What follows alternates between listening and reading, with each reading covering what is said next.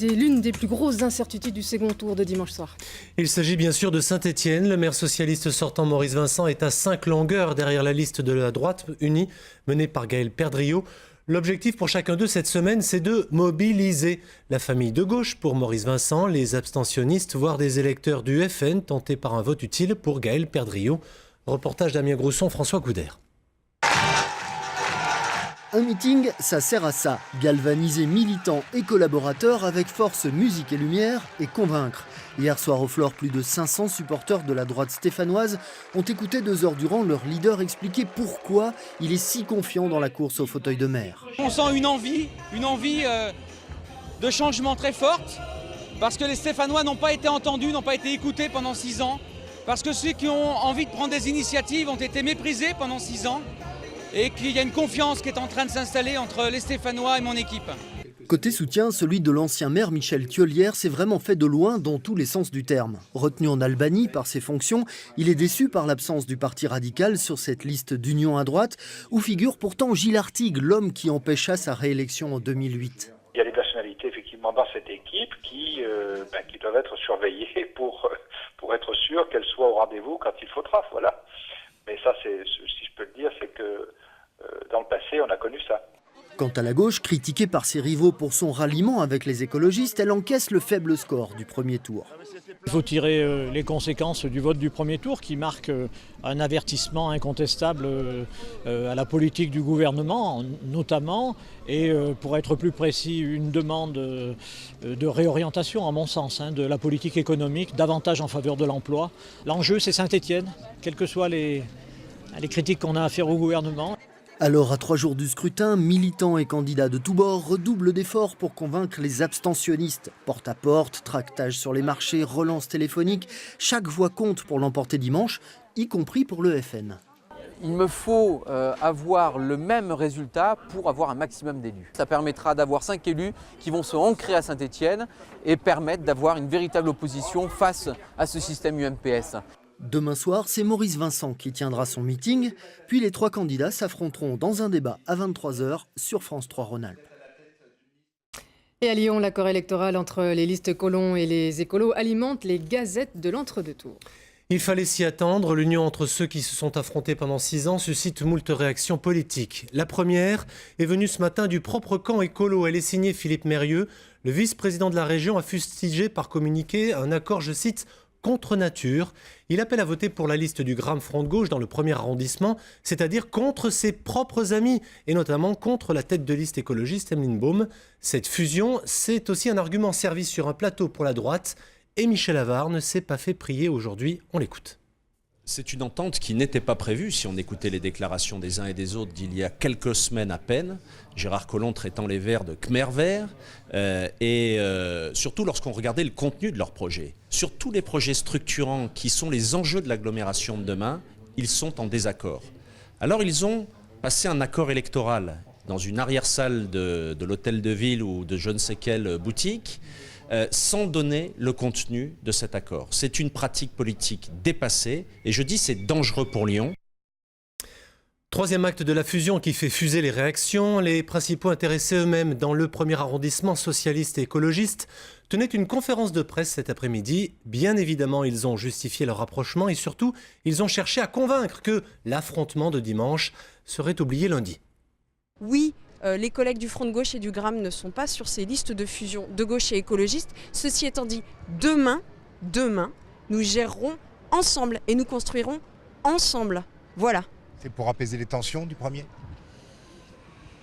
C'est pour proposer une autre forme de partenariat entre socialistes et écologistes, puis demain, dans une gauche élargie, dynamique et soucieuse du bien-être de chacun dans cet arrondissement.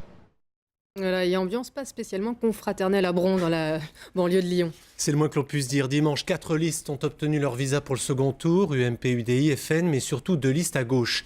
La socialiste officielle, conduite par la maire sortante Annie Guillemot, et une liste dissidente menée par Elisabeth Brissy-Kéran. Ce nom vous dit peut-être quelque chose. Bref, duel fratricide dans la quadrangulaire brondillante. Un reportage d'Aude Henry et d'Olivier Denoyel. À gauche, Annie Guillemot, maire sortante. À droite de l'image, Elisabeth Kéran, épouse du président socialiste du conseil régional et fille d'un ancien maire de Bron. En 2008, ces deux femmes étaient sur la même liste. Après une brouille, elles sont devenues ennemies en politique. Chacune a présenté sa propre liste. Elle voulait, je pense, utiliser simplement mon nom. Mon nom, d'ailleurs, l'a bien servi, puisqu'elle a été élue au premier tour il y a 6 ans. Aujourd'hui, elle fait un score minable avec 30%. Dimanche dernier, Elisabeth Kéran est arrivée 3e du scrutin avec 23,57% des suffrages. En tête, Annie Guimau a donc lancé un appel pour un rassemblement à gauche. Appel, rester lettre morte. Elle veut absolument être maire au mépris de tout et de tout le travail qui a été investi. Elle montre son vrai visage, celui que j'avais toujours dénoncé. Elle veut, d'après le Progrès aujourd'hui, rassembler du front de gauche au Front national. En début de semaine, Elisabeth Kéran a effectivement tendu la main au candidat UMP Yann Compan.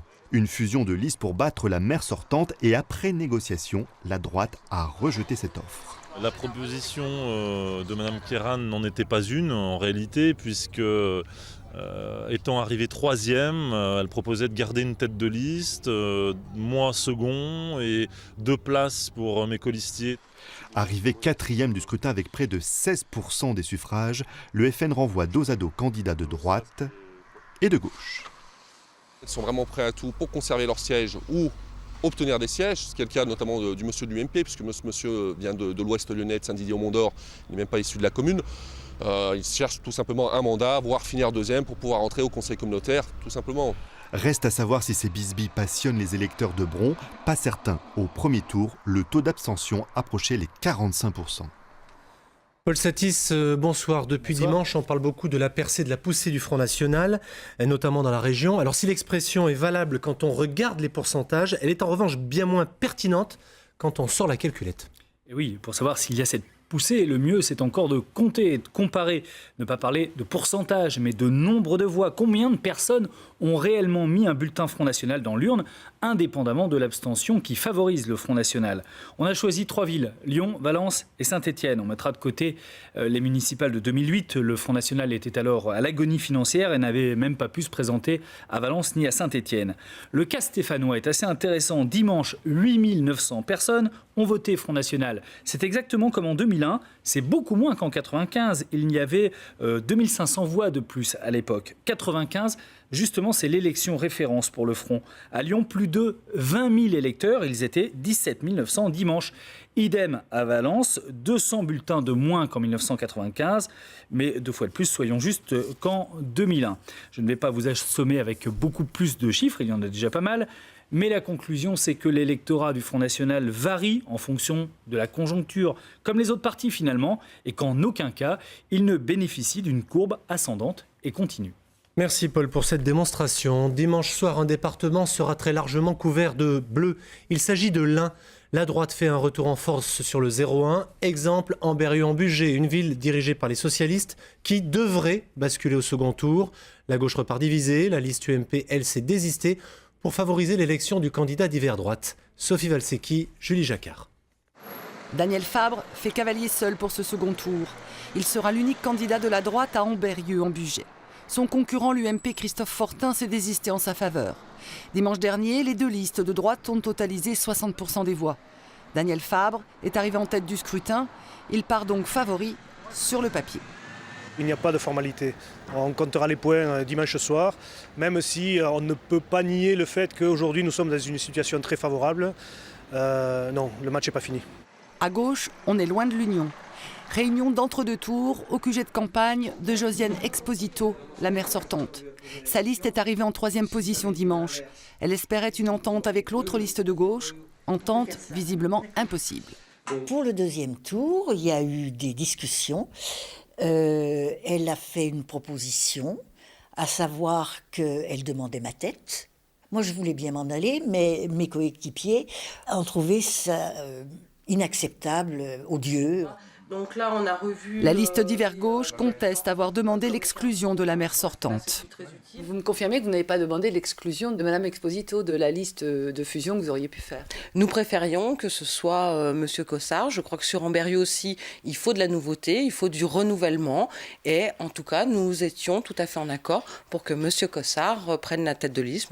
La division de la gauche devrait profiter à la droite. Ce scénario, les Ambarois le connaissent. En 2008, la division de la droite avait fait basculer la mairie à gauche. Voilà. Un dernier mot, Olivier. Oui, un mot sur les débats demain. Rendez-vous à 23h pour le débat de l'entre-deux tours, à Lyon avec les 3 finalistes et à Saint-Étienne aussi avec les 3 finalistes, un avant-goût du derby.